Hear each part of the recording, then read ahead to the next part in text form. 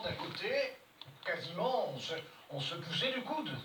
Et alors qu'on l'apprend à l'instant, l'Italie franchit ce soir un nouveau record dans le nombre de décès en 24 heures avec 368 morts. C'est une déclaration officielle qui nous vient donc à l'instant de l'Italie. Un record aussi qui va sans doute être celui de l'abstention. Bernard Sananès, c'est vers vous que je me tourne. Vous avez l'estimation de l'abstention qui devrait être celle de 20 heures. Tout à fait, première projection qui sera affinée en cours de soirée. Et là, Berger-Levrault pour BFM TV, Le Parisien. Plus d'un Français sur deux se sont abstenus, 56% exactement. Si on projette ce chiffre par rapport au corps électoral, plus de 47 millions de Français étaient appelés aux urnes, ça veut dire que plus de 26 millions de Français n'ont pas choisi d'aller voter pour le mandat local, qui est le mandat le plus apprécié des Français. Parce que c'est ça qu'il faut se dire aujourd'hui.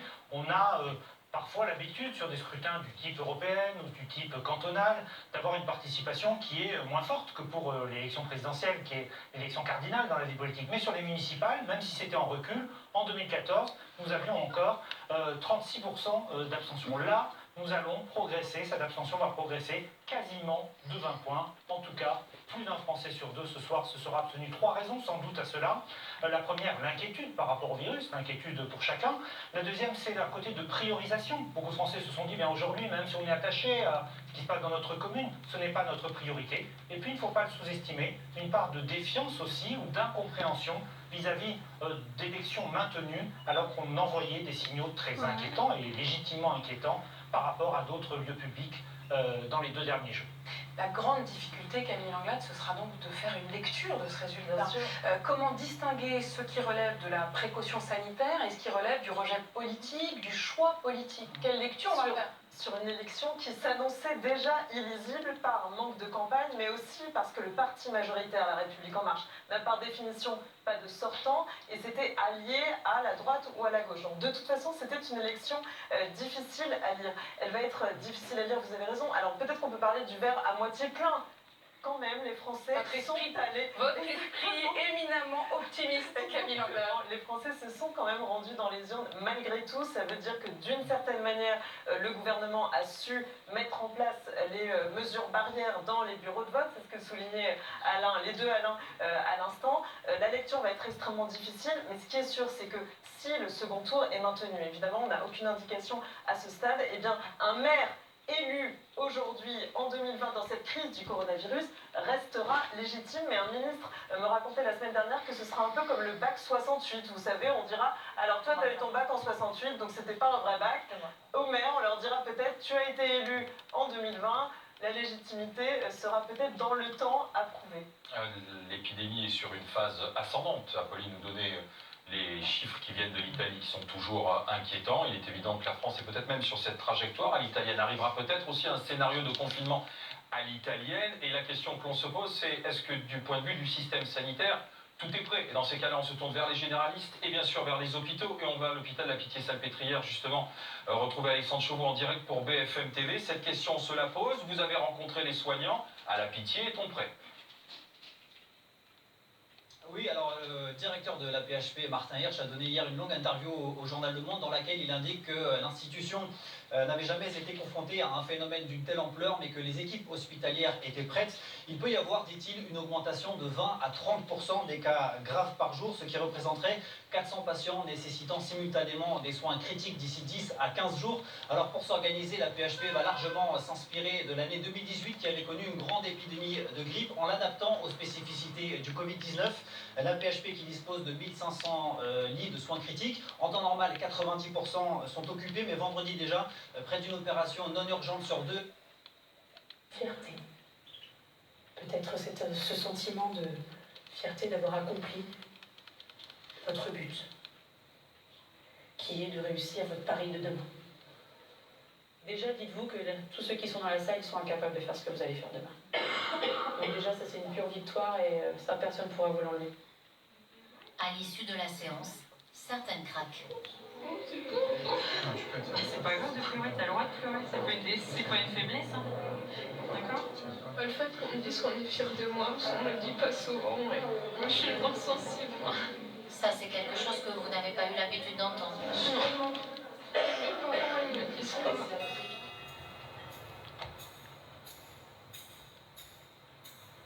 Le lendemain, c'est le grand jour dans cette salle des fêtes normande.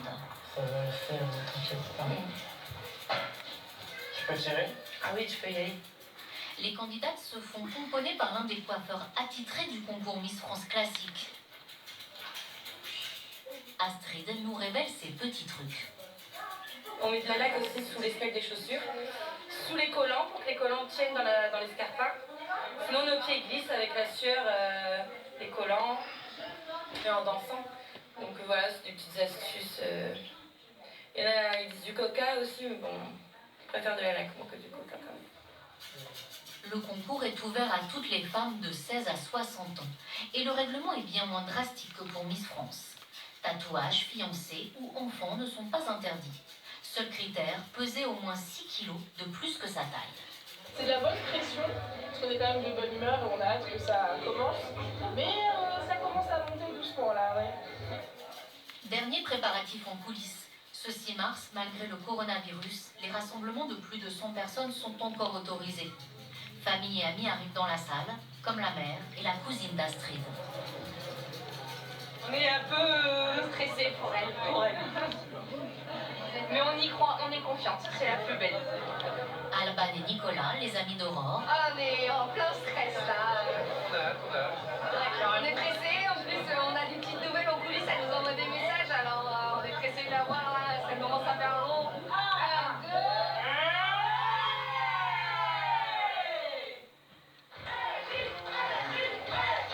Les candidates défilent tout d'abord en tenue régionale. Elles osent aussi se dévoiler en nuisette.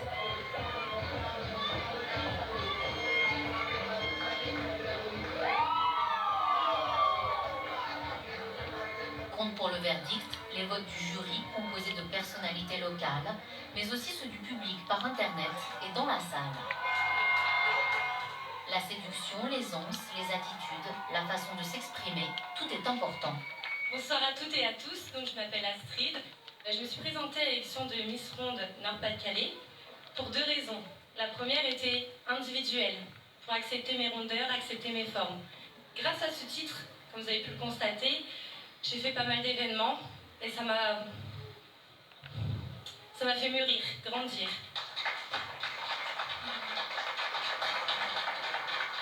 Si ce soir je suis élue, c'est pour une cause plus grande que moi. Ce serait pour continuer à aider toutes les femmes, tous les hommes, tous les adolescentes. Pouvoir avoir un titre me permettrait d'avoir une crédibilité. J'espère, grâce à vous, que j'obtiendrai ce titre. J'en serai très fière. Mais honnêtement, je pense que n'importe laquelle d'entre nous serait capable de porter ce titre avec honneur et valeur. Après, c'est à vous de faire le choix. Que dirait la personne que vous êtes aujourd'hui à l'enfant que vous étiez avant? Astrid, tu peux manger des bonbons, c'est pas grave.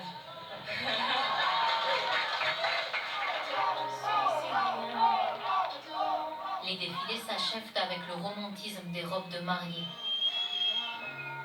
Après 5 heures de cérémonie, c'est l'aboutissement, l'instant des résultats. Allez, le Nord-Pas-de-Calais!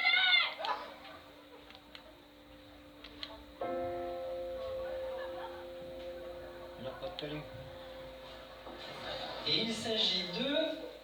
Tchatcha. L'histoire de Calor. Miss France 2020 et Astrid. Ah,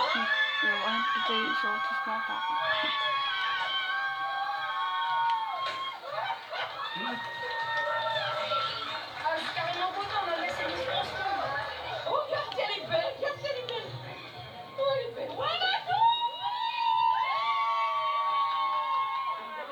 Aurore, la Miss Basse Normandie, ne figure pas sur le podium des Dauphines, mais elle a gagné son pari. Trop fort, il m'a manqué. Moi aussi, trop fort. 20% des Français sont aujourd'hui considérés en surpoids.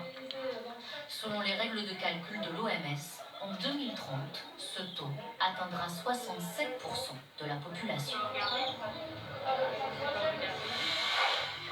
Tout de suite, dans 7 à 8, la France à l'heure du coronavirus. De Vannes en Bretagne à Mulhouse en Alsace, vous verrez comment les services de santé et les familles s'organisent face à la crise. Un document exclusif à ne pas rater.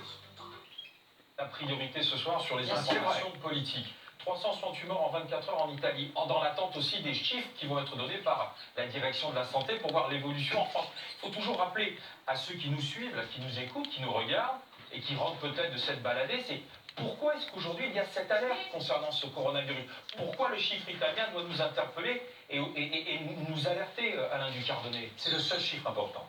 Aujourd'hui, qu'on nous dise qu'il y a tant de personnes contaminées, ça n'a pas d'importance parce que d'abord c'est un faux chiffre, parce qu'il y en a beaucoup plus que tous ceux qu'on ne connaît pas, donc ça ne sert à rien. Ça ne sert qu'à une chose quand même positive, c'est que plus il sera élevé, Si tu peux le mettre entre le fromage et puis les œufs, j'ai fait une place.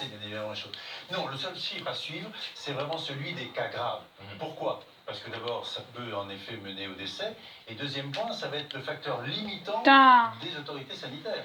Parce que bien évidemment, ces cas graves vont devoir nécessiter une réanimation, une prise en charge lourde. C'est pourquoi le plan blanc a été activé. C'est pourquoi on a essayé de recruter un maximum de lits, un maximum de respirateurs.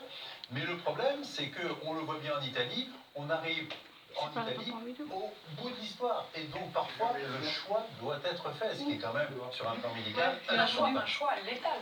Un choix c'est quand même à cela qu'aujourd'hui sont confrontés nos voisins. Mais on retourne tout de suite sur le terrain. Non loin de l'Italie, les Alpes-Maritimes, la ville du risque, le passage entre la frontière, les transfrontaliers.